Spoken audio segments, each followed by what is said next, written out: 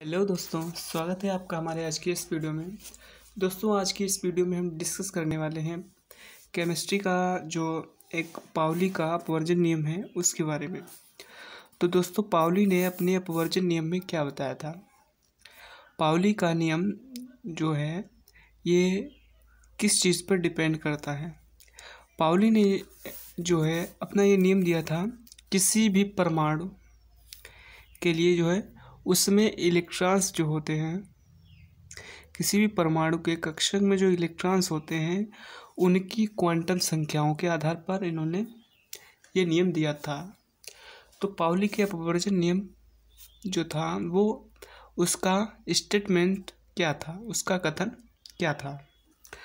तो पाउली ने कहा था कि कोई भी परमाणु, ठीक है, किसी भी परमाणु के ऑर्बिटल्स में उपस्थित किन्हीं दो इलेक्ट्रॉन्स जो उपस्थित होंगे, किन्हीं दो इलेक्ट्रॉनों के लिए चारों क्वांटम संख्याओं के मान समान नहीं होंगे। मतलब समझ रहे हैं आप कि सपोज दैट कि हमें कोई भी परमाणु दिया हुआ है और उस परमाणु में इलेक्ट्रॉन्स, कोई भी एक ऑर्बिटल दिया है उसमें दो इलेक्ट्रॉन्स दिए गए हैं, ठीक है।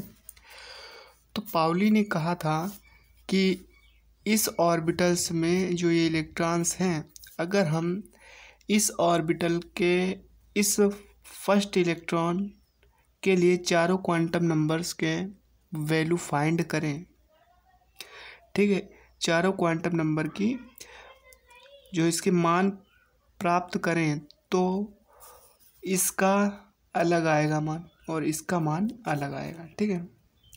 भले ही मुख्य क्वांटम संख्या, द्विगंशी क्वांटम संख्या और चुंबकीय क्वांटम संख्या समान आए, परंतु जो लास्ट में चक्रण क्वांटम संख्या होगी वो हमारी भिन्न होगी, ठीक है। या अगर हमारी चक्रण क्वांटम संख्या अगर समान है, चुंबकीय क्वांटम संख्या समान है, द्विगंशी क्वांटम संख्या नहीं समान होगी, ये इस टाइप से हो जाएगा। बेसिकली तो चुंबकीय क्वांटम संख्या अगर समान है वहाँ पर, तो उसके लिए स्पिन क्वांटम नंबर जो है समान नहीं होगा, ठीक है, इस टाइप से। तो देखिए, इस पाउली के अपवर्जन नियम की हम डिफिनेशन लिखते हैं कि हमने यहाँ पर पाउली का अपवर्जन नियम की जो डिफिनेशन है, परिभाषा जो है वो हमने लिख दी है। और ये परिभाषा मैंने दो टाइप से लिखी है। आपको अगर जिस टाइप से सरल लगे उस टाइप से आप इसे याद कर सकते हैं, ठीक है। इन दोनों परिभाषाओं का मतलब सिर्फ एक ही है, ठीक है, बट इसमें जो लिखने का ढंग अलग अलग है, ठीक है। तो परिभाषा फर्स्ट क्या दी है, पाउली के अपवर्जन नियमानुसार किसी भी परमाणु के ऑर्बिटल्स, यानी जो एटम होगा, परमाणु जो होगा उसमें ऑर्बिटल्स होंगे, ठीक है। और ऑर्बिटल्स में क्या होते हैं, इलेक्ट्रॉन्स होते हैं, ठीक है। हो सकता है कि एक ही ऑर्बिटल के इलेक्ट्रॉन्स की बात हो या अलग अलग ऑर्बिटल के इलेक्ट्रॉन्स की बात हो, ठीक है। आपको कह सकता है जैसे यहाँ पर एक ये इस टाइप से ऑर्बिटल्स आपको दिए हैं, यहाँ पर एक इलेक्ट्रॉन दिया है, ये इलेक्ट्रॉन्स इस टाइप से इसमें फिल हैं, ठीक है। तो आपको कह सकता है कि इस वाले इलेक्ट्रॉन की चारों क्वांटम संख्या निकालिए, ठीक है, और इस वाले इलेक्ट्रॉन की चारों क्वांटम संख्या निकालिए, तो क्या इनके मान बराबर होंगे। जो इसका क्वांटम संख्याएं आएंगी, इसके लिए जो क्वांटम संख्याओं के वैल्यू आएंगी और जो इसके लिए आएंगे आपस में समान नहीं होंगे, ठीक है। पहली बात तो ये, और यही इनका कथन है, ठीक है। और अगर हम बात करें, ये हमने दो एक मतलब इस वाले ऑर्बिटल्स के इलेक्ट्रॉन की बात की और इस वाले ऑर्बिटल के इलेक्ट्रॉन की बात की। अगर हम बात करें कि एक ही ऑर्बिटल के दोनों इलेक्ट्रॉन्स हैं, इनके लिए अगर हम वैल्यू फाइंड करें तो हमें क्या प्राप्त होगा, तो भी हमें वैल्यू चेंज मिलेगी, ठीक है। तो यही इनका कहना था। तो इन्होंने कह दिया है कि पाउली के अपवर्जन नियमानुसार किसी भी परमाणु के ऑर्बिटल में उपस्थित 2 इलेक्ट्रॉनों के लिए चारों क्वांटम संख्याओं के मान समान नहीं होंगे। ठीक है, के मान समान नहीं होंगे। ठीक है, और वो चाहे आप एक ही ऑर्बिटल्स के इलेक्ट्रॉन की बात करें या आप किन्हीं 2 ऑर्बिटल के इलेक्ट्रॉनों की बात करें। ठीक है, इसमें आप चाहें कोई भी एक, हमने उपकोष ले लिया। ठीक है, उपकोष चाहे पी उपकोष ले लिया, ये पी उपकोष हमने यहाँ पर लिया है क्योंकि इसमें 3 कक्षक है, 3 ऑर्बिटल्स है। तो इसमें हम बात करेंगे तो इसमें भी डिफरेंट आएगा। और अगर यस वाले की बात करेंगे तो यस में भी हमें चारों क्वांटम संख्याओं के मान जो हैं डिफरेंट टाइप के आएंगे, क्योंकि यहाँ पर एक इलेक्ट्रॉन्स जो हैं क्लॉक वाइज होगा और एक दूसरा इलेक्ट्रॉन जो होगा एंटी क्लॉक वाइज होगा। अगर इस वाले कक्षक के लिए, इस वाले ऑर्बिटल के लिए चुंबकीय क्वांटम संख्या m और मुख्य क्वांटम संख्या n और द्विगंशीय क्वांटम संख्या l, इनकी वैल्यू अगर समान आ रही हैं तो हम क्या प्राप्त कर रहे हैं, इसके लिए हमें स्पिन क्वांटम नंबर +1 मिलेगा, +½ मिलेगा। और इस वाले इलेक्ट्रॉन्स के लिए जो कि एंटी क्लॉकवाइज है उसके लिए हमें -½ मिलेगा। तो यहाँ पर हमने देखा कि इस वाले इलेक्ट्रॉन के लिए हमें वैल्यू समान ही फाइंड हुई, लेकिन इस वाले इलेक्ट्रॉनों के लिए और इस वाले इलेक्ट्रॉन के लिए ये जो 2 वैल्यू चक्रण क्वांटम संख्या और जो है डिफरेंट आई हैं, एक में पॉजिटिव आया है, एक में नेगेटिव है। ठीक है, तो ये थी बात इस डिफिनेशन की। और सेकेंड टाइप से मैंने लिखा है कि अगर किसी भी परमाणु में उपस्थित 2 इलेक्ट्रॉन, ठीक है, के लिए चारों क्वांटम संख्याओं के मान समान नहीं होंगे।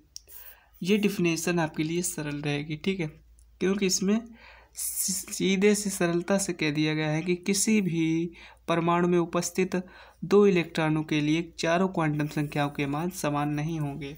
ठीक है, तो अब देखते हैं ये जो इन्होंने ये अपनी डिफिनेशन दी है ये किस टाइप से लागू होती है। ठीक है, तो अब बात करते हैं हम, जैसे कि यहाँ पर हम ले लेते हैं एक मतलब n = लेते हैं, कोई इलेक्ट्रॉनिक विन्यास ले लेते हैं किसी भी तत्व का। ठीक है, 1s2, ठीक है, 2s2, ठीक है, और यहाँ पर लेते हैं 2p3। ठीक है, ये हमने कर लिया। ये किसका हो जाएगा, 2 तो 4 और 3 7। ठीक है, तो यहाँ पर हम देख रहे हैं 7 इलेक्ट्रॉन जो हैं इस वाले यौगिक में हैं, इस जो है परमाणु में 7 इलेक्ट्रॉन्स हैं, तो ये नाइट्रोजन का होगा। ठीक है, तो नाइट्रोजन के लिए क्वेश्चन में हमें दिया होगा, ये हमें नहीं दिया होगा, सिर्फ उसमें इतना ही दिया होगा, इलेक्ट्रॉनिक विन्यास दिया होगा और उसमें लिखा होगा 2p3 के अंतिम 2 इलेक्ट्रॉनों के लिए चारों क्वांटम संख्याओं के मान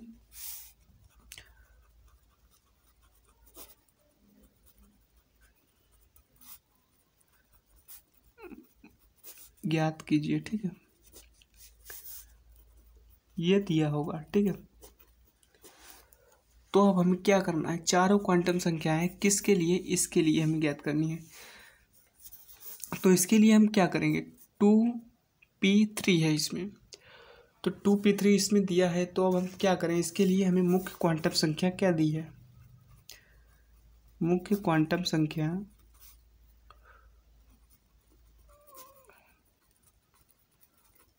ठीक है, मुख्य क्वांटम संख्या यानी n कौन सी होती है, मुख्य क्वांटम संख्या ये होती है।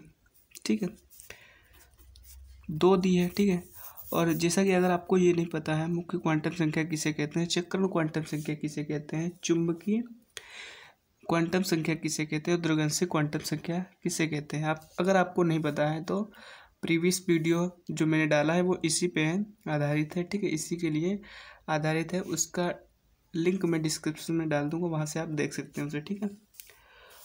तो इसके लिए n की वैल्यू हमें 2 फाइंड होगी, ठीक है।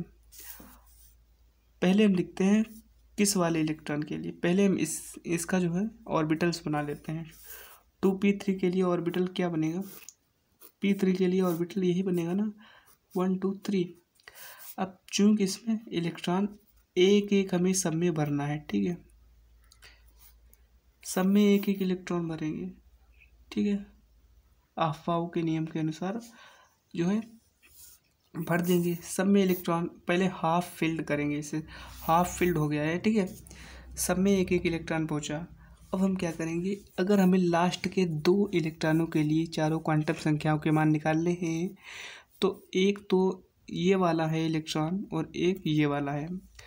तो हम बात करते हैं इस इलेक्ट्रॉन के लिए, ठीक है, चारों क्वांटम संख्याओं के मान क्या आते हैं। तो इसके लिए हमें n की वैल्यू हमें क्या प्राप्त हुई, 2, और l की वैल्यू हमें क्या प्राप्त होगी, n-1। फार्मूला होता है n-1 l की वैल्यू फाइंड करने के लिए। तो 2 - 1 इक्वल टू क्या हो जाएगा, 1, ठीक है। और m क्या होता है, m का फार्मूला क्या होता है, माइनस का l से 0 से लेकर प्लस का l तक, ये होता है ना।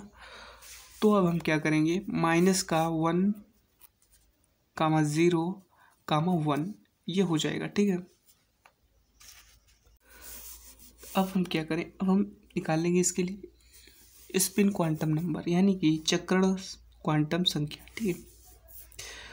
यस इजकल टू क्या हो जाएगा, ये जो क्या है क्लॉक वाइज है इलेक्ट्रॉन, जो इसकी पोजीशन जो है हमें दिख रही है क्लॉक वाइज है, तो इसके लिए हम क्या लेंगे, पॉजिटिव का हाफ, ठीक है। तो ये हुई चारों क्वांटम संख्याएं, इस इलेक्ट्रॉन की चारों क्वांटम संख्याएं हैं, ठीक है। अब बात करते हैं इस इलेक्ट्रॉन के लिए क्या होगी। इस इलेक्ट्रॉन के लिए हम देख लेते हैं n इजकल टू कितनी है, 2 मिलेगी हमें, क्योंकि ये जो इलेक्ट्रॉन है वो तो इसी वाली सीरीज में रहा है, इसी वाले उपकोष में रहा है, p उपकोष में आ रहा है, और p इस उपकोष के लिए जो कोष जो है वो 2 है, ठीक है, इसलिए n इजकल टू यहाँ पर 2 मिल गया। अब हम क्या करें, इसके लिए l की वैल्यू फाइंड करेंगे। l के लिए फार्मूला तो वही यूज़ होगा, n-1, तो 2 - a इजकल टू 1 आ जाएगा यहाँ पे। अब हम m की बात करते हैं, तो m इजकल टू क्या आ जाएगा, हमें m आएगा माइनस का l,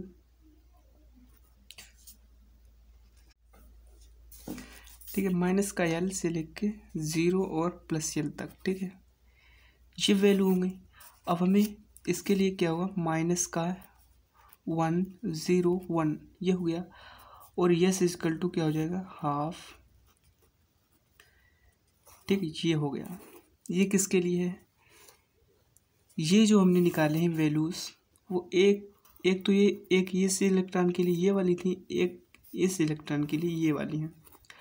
और अब बात करते हैं हम दोनों इलेक्ट्रॉनों के लिए n की वैल्यू बराबर है, l की वैल्यू बराबर है, ठीक है, और s की वैल्यू बराबर है। और चूंकि हमें पता है कि m जो आया है, m की वैल्यू हमें 3 फाइंड हुई हैं, -1 0 और 1। तो हम क्या लिखते हैं, इस वाले कक्षक के लिए इसकी एनर्जी -1 होगी, इसके लिए 0 होगी, और इसके लिए हमें 1 फाइंड होगी, ठीक है। तो अब हमें क्या प्राप्त होता है, इस वाले इलेक्ट्रॉन के लिए जो बीच में इलेक्ट्रॉन दिया है, इसके लिए चुंबकीय क्वांटम संख्या का मान क्या होगा, चुंबकीय क्वांटम संख्या m का मान होगा 0, ठीक है, और बाकी सब मान सेम हो जाएंगे, ठीक है। किस टाइप से देखो, अब इस वाले इलेक्ट्रॉन की बात करेंगे, यहाँ पर अब देखिए, यहाँ पर n इजकल टू क्या हो जाएगा, इस इलेक्ट्रॉन के, यानी कि इसे हम नाम दे देते हैं, मिडिल का है तो इसे हम लिखते हैं a से प्रदर्शित कर देते हैं, e a और a e b, ठीक है।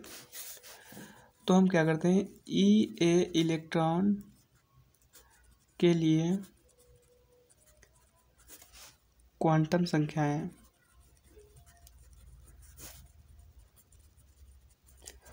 n तो हम निकाल चुके हैं, n भी समान रहेगा 2, l भी समान रहेगा 1, और चुंबकीय क्वांटम संख्या इसके लिए क्या हो जाएगी, m इजकल टू हो जाएगा 0। ठीक है, क्योंकि बीच वाले कक्षक में आ रहा है। ठीक है, उपकोष से हम इसे उपकोष से ही मानते हैं। ठीक है, बाकी से हमें कुछ मतलब नहीं होता। यहाँ पर जो यम निकालते हैं वो किसके लिए निकालते हैं, वो इस पूरे उपकोष के लिए यम का वैल्यू में फाइंड हो जाता है।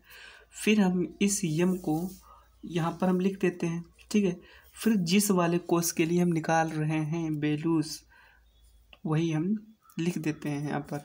तो यहाँ पर हमने 0 लिख दिया और नीचे यस इजकल टू क्या हो जाएगा, +½ अब बात करते हैं ई वी के लिए। ठीक है, क्वांटम संख्याओं के मान n इजकल टू 2 हो गया, l इजकल टू क्या हो गया 1, और m इजकल टू यहाँ पर क्या हो जाएगा, देखो m इजकल टू +1 हो जाएगा, प्लस का 1, यस इजकल टू क्या हो जाएगा, +½ तो बस यही कथन था इनका।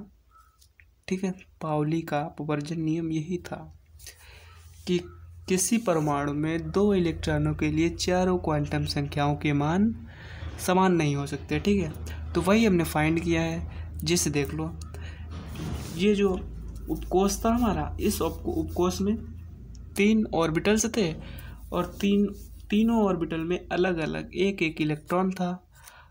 ठीक है, तो इसमें क्या था, हमने ऑर्बिटल सेकेंड और थर्ड ऑर्बिटल्स के इलेक्ट्रॉन्स जो थे उनके लिए चारों क्वांटम संख्याओं के मान निकाले हैं। ठीक है, तो वो हमें जो है n मुख्य क्वांटम संख्या और l द्विगंशीय क्वांटम संख्या, चुंबकीय क्वांटम संख्या और यस चक्रण क्वांटम संख्या ये निकाले हैं, जिसमें हमें n, l और s की वैल्यू जो है दोनों इलेक्ट्रॉनों के लिए समान प्राप्त हुई।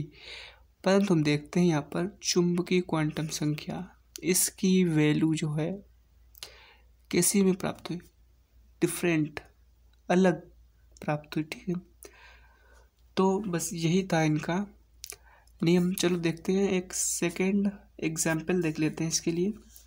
सेकेंड एग्जाम्पल के लिए हम ऑक्सीजन ले लेते हैं, ऑक्सीजन 8। ठीक, क्या हो जाएगा 1s2 2s2 और 2p4, इसमें 4 इलेक्ट्रॉन होते हैं। ठीक है, अब यहाँ पर क्या करेंगे हम, 2p के लिए हमें कह दिया गया कि अंतिम इलेक्ट्रॉन या प्रथम ऑर्बिटल के दिया गया है p ऑर्बिटल के प्रथम कक्षक के दोनों इलेक्ट्रॉनों के लिए हमें निकालना है। ठीक है, तो p कक्षक पहले बना लेते हैं। यहाँ पर एक एक इलेक्ट्रॉन भरेंगे और ये 4 इलेक्ट्रॉन हो तो एक यहाँ पर आ गया। इसमें दिया p, अब हमें क्वेश्चन दिया गया होगा।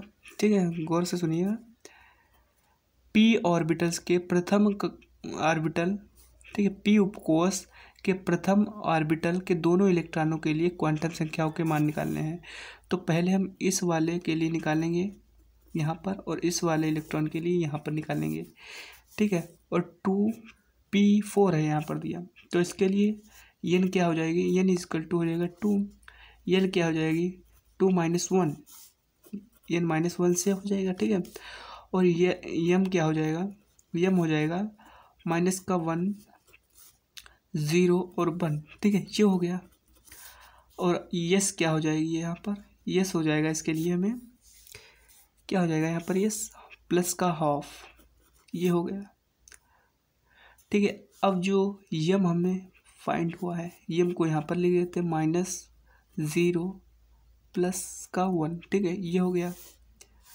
अब यहाँ पर हम देख रहे हैं यम की वैल्यू हमें यहाँ पर इस इलेक्ट्रॉन के लिए क्या फाइंड होगी।